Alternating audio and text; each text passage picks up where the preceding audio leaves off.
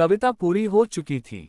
जब देखा कि वह महिला विश्वविद्यालय छात्रा लंबे समय से चुप थी, तो अर्जुन ने आगे कहा, इस कविता का नाम है दुनिया की सबसे दूर की दूरी, और एक नाम उड़ता हुआ पक्षी और मछली भी है।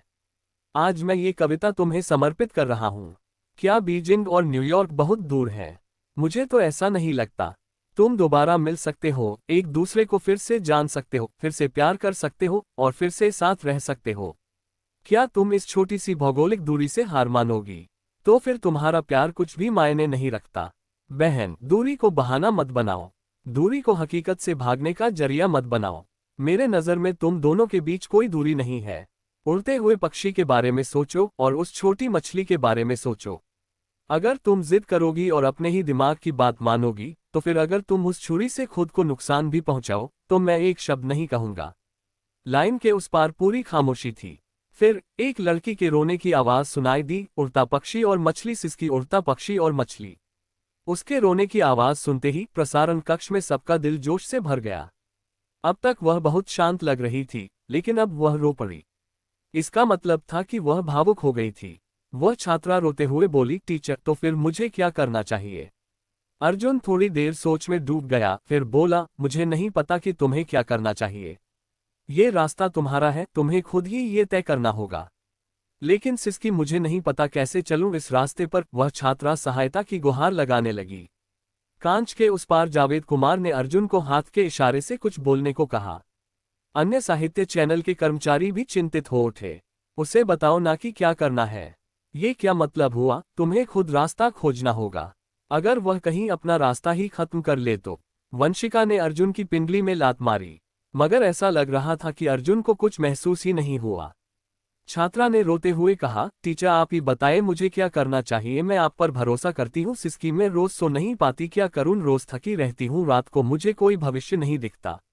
उसकी सिसकियों के बीच अर्जुन शांत हो गया और बोला, बहन, मेरे पास अधिकार नहीं है, नहीं वो तरीका जिससे मैं तुम्हारे लिए तुम्हारा रास्ता तय कर सकूं। यहाँ तक कि अगर हम तुम्हें कुछ कह भी दें, तो भी जरूरी नहीं कि तुम उसे मानो। तुम्हें खुद सोचकर फैसला करना होगा। मैं तुम्हें एक और कविता सुनाता हूँ। उम्मीद है कि इससे तुम्हें कुछ रोशनी मिले। एक और कविता। बाहर बैठे लोग फिर से सांस रोककर सुनने लगे। अर्जुन ने गंभीर आवाज में कहा, अंधेरी रात ने मुझे काली आंखें दी, लेकिन मैं उनसे उजाला खोजता हूँ। ये कविता इस दुनिया में मौजूद नहीं थी, मगर अर्जुन के पुराने जीवन में ये बेहद प्रसिद्ध थी। ये गुचेन की कविता एक पीढ़ी थी। पूरी कविता में सिर्फ 2 पंक्तियां थीं, लेकिन उसके भीतर अथाह शक्ति भरी हुई थी। इसे समझना आसान नहीं था, हर व्यक्ति इसे अपने अनुभव के अनुसार समझ सकता था। अर्जुन ने ये कविता उसे दी ताकि वह कुछ समझ पाए, कुछ रोशनी देख पाए। जब अर्जुन खुद जीवन में भटक रहा था, तब यही कविता उसकी साथी बनी थी। अंधेरी रात ने मुझे काली आंखें दी, लेकिन मैं उनसे उजाला खोजता हूँ। वह छात्रा इसे दोहराते हुए धीरे धीरे शांत हो गई। 5 मिनट बीते, 10 मिनट बीते, फिर छात्रा ने अचानक कहा, टीचर अर्जुन, धन्यवाद। मुझे लगता है अब मैं समझ गई हूँ कि मुझे क्या करना है। मैं उसका इंतजार करूंगी। मैं भी उसका इंतजार करना चाहती हूँ। चाहे जो भी नतीजा हो, अब मैं आत्महत्या करने की कोशिश नहीं करूंगी। धन्यवाद। आपकी दोनों कविताएं मैं जीवन भर याद रखूंगी। अर्जुन ने कहा, मैं तुम्हें खुशियां भेजता हूं, और मुझे यकीन है कि तुम जैसी अच्छी लड़की को जरूर खुशियां मिलेंगी। इंटरनेट पर सामने बैठे श्रोताओं ने इतनी ज्यादा प्रतिक्रियाएं भेजी कि सवा का ट्रैफिक टूट गया। कितनी भी बार रिफ्रेश करो, नए मैसेज दिख ही नहीं पा रहे थे। हे भगवान, टीचर अर्जुन तो कमाल हैं। पहली बार देखा है कि कोई रेडियो होस्ट इतना शानदार बोल सकता है। दुनिया की सबसे दूर की दूरी। इस कविता में बहुत भावना है। मुझे तो दूसरी कविता सबसे बेहतरीन लगी, अंधेरी रात ने मुझे काली आंखें दी, लेकिन मैं उनसे उजाला खोजता हूँ। अमर कविता। अब समझ में आया कि भूतों की कहानियां जैसी रचना वो कैसे लिख पाए। इन 2 कविताओं से उनके कलात्मक स्तर का अंदाजा हो गया। कहते हैं, एक जान बचाना 7 मंजिला मंदिर बनाने से भी बड़ा पुण्य होता है। मैं तो अब रोज लेट नाइट घोस्ट स्टोरीज सुनूंगा। स्थिति अब शांत हो गई थी, तो वांशिका ने चैन की सांस ली और तेजी से कहा, आप सभी का धन्यवाद जिन्होंने दुनिया की बातें सुनी। हम आपसे कल इसी समय फिर मिलेंगे। प्रसारण बंद हो गया। वांशिका ऐसे कुर्सी पर धंस गई जैसे शरीर में कोई ताकत ही नहीं बची हो। अर्जुन ने गर्दन को छूते हुए हल्की मुस्कान दी, वो भी पसीने में भीगा हुआ था। पहली बार बतौर गेस्ट आया और सीधा आत्महत्या वाली कॉल आ गई। और कुछ बाकी था क्या? शुक्र है पुराने अनुभव और कविताओं ने मदद की। बाहर का दरवाजा खुला और लोग अंदर दौड़ते हुए आए। डिप्टी स्टेशन हेड जा तो अब वहां नहीं थे, मगर सबसे पहले जावेद कुमार अंदर आए और जोर से बोले, बहुत बढ़िया किया छोटू अर्जुन। शानदार काम, सच में बहुत रोमांचक था। हमारे अर्जुन तो वाकई टैलेंटेड हैं। भीड़ में पीछे से मनीष भी अंगूठा दिखाते हुए बोला, टीचर अर्जुन, वो दोनों कविताएं तो दिल छू लेने वाली थी। शब्द मार भी सकते हैं और शब्द बचा भी सकते हैं। आज इस लाइव प्रसारण को सुनने वाले हर श्रोता ने यह बात महसूस की। वांशिका खड़ी हुई और साहस करके बोली, लीडर, आज की जिम्मेदारी मेरी थी। अगर स्टेशन मुझे कोई सजा देना चाहे तो मैं तैयार हूं। मैंने बातों में थोड़ा ज्यादा उकसाया था। जावेद कुमार ने उसे देखा और कहा, कल एक आत्मचिंतन रिपोर्ट लिख देना। वैसे इसमें पूरी गलती तुम्हारी भी नहीं थी। वह छात्रा तो पहले से आत्महत्या का मन बना चुकी थी। अगर कॉल न भी करती तो भी वह कुछ कर सकती थी। इस लिहाज से देखा जाए तो हमारी काउंसलिंग ने एक जान बचाई है। आगे से बस थोड़ा और सावधानी बरतना। ये प्रसारण हम सभी के लिए एक सबक है, एक अनुभव है। सबने राहत की सांस ली। वांशिका ने अर्जुन से पूछा, वो दोनों कविताएं तुमने ही लिखी थी?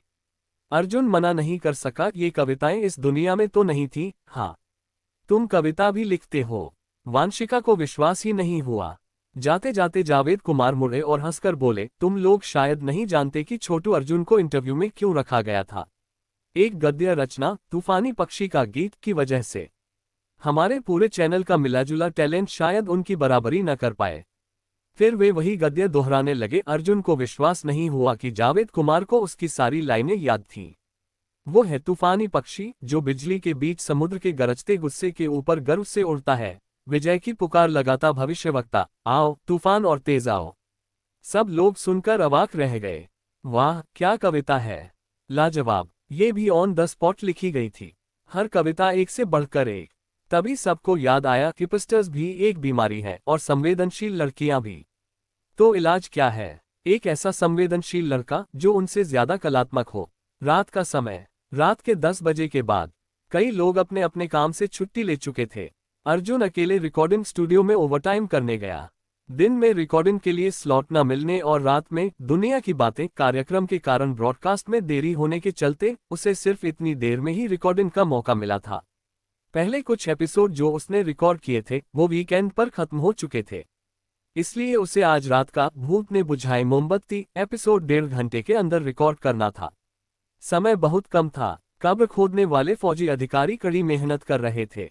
किसी भी कब्र के हर कोने में, अरे ये सही नहीं लग रहा, किसी भी खोदी गई कब्र में एक मोमबत्ती जलाई जाती थी और उसे दक्षिण पूर्व कोने में रखा जाता था। अगर दक्षिण पूर्व कोने की मोमबत्ती बुझ जाए तो जो भी खजाना मिला हो उसे वापस रखना होता था, 3 बार श्रद्धा से सिर झुकाना होता था और उसी रास्ते से लौटना होता था। इस बार की रिकॉर्डिंग पिछली बारों से अलग थी। कई बार रुकावट आए। अर्जुन को भी कठिनाई हो रही थी। उसने कभी नहीं सोचा था कि ये दिन इतनी जल्दी आ जाएगा। असल में उसने ये किताब कॉलेज के दिनों में ऑफ स्क्रिप्ट स्किल्स सुधारने के लिए याद की थी, लेकिन उसने सिर्फ शुरुआत का हिस्सा याद किया था। चाहे उसकी याददाश्त कितनी भी अच्छी क्यों ना हो, वह भूत ने बुझाए मोमबत्ती के 1 लाख शब्दों को याद नहीं रख सकता था। अब दिक्कत ये थी कि जो हिस्सा उसने पहले याद किया था वो खत्म हो चुका था।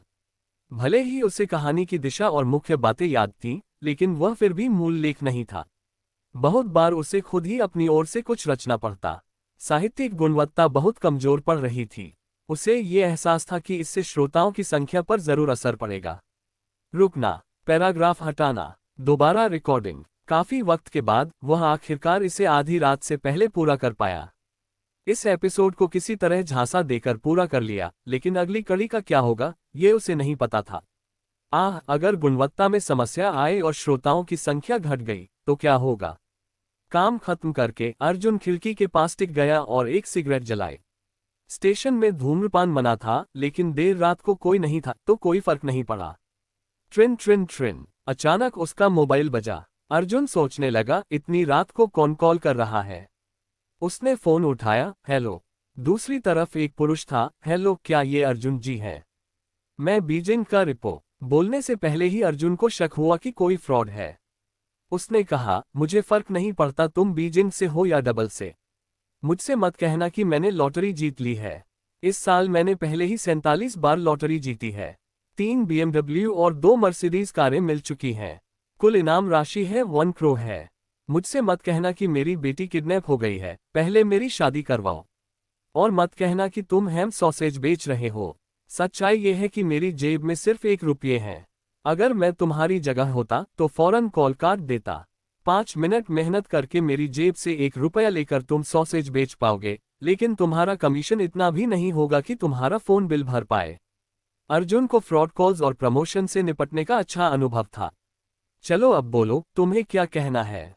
कोई और होता तो अर्जुन जैसे बदतमीज इंसान से बात काट देता, लेकिन सामने वाले ने नहीं काटा। वो थोड़ा झुंझलाते हुए बोला, मैं हैम सॉसेज नहीं बेच रहा हूं भाई, मैं बीजिंग टाइम्स का रिपोर्टर हूं। क्या आप अर्जुन हैं? अर्जुन चौंक गया। रिपोर्टर? अरे माफ कीजिए, मेरी गलती थी, मुझे लगा फ्रॉड कॉल है। उसने कहा, कोई बात नहीं, मुझे आपका नंबर रेडियो स्टेशन में काम करने वाले एक दोस्त से मिला। दरअसल आज के दुनिया की बातें प्रोग्राम में आपने जो 2 कविताएं सुनाई, हमारे एडिटिंग टीम को उनमें बहुत दिलचस्पी है। हम शायद कल इसे अखबार में छापें, इसलिए आपको पहले से सूचित कर रहे हैं। और हाँ, दूसरी कविता का नाम क्या था? आपने ब्रॉडकास्ट में नहीं बताया था। अर्जुन को बात समझ आ गई और थोड़ी देर सोचकर उसने कहा, दूसरी कविता का नाम है एक पीढ़ी। रिपोर्टर हैरान हुआ, एक पीढ़ी? ये टाइटल तो कुछ और मतलब का लगता है। असल में ये कविता महान कवि गु चेन की थी और उसका शीर्षक एक युग और समाज की सोच और दृढ़ निश्चय को दर्शाता था। लेकिन जब अर्जुन ने ये कविता उस महिला छात्रा को सुनाई तो वह मूल भावना से मेल नहीं खाती थी।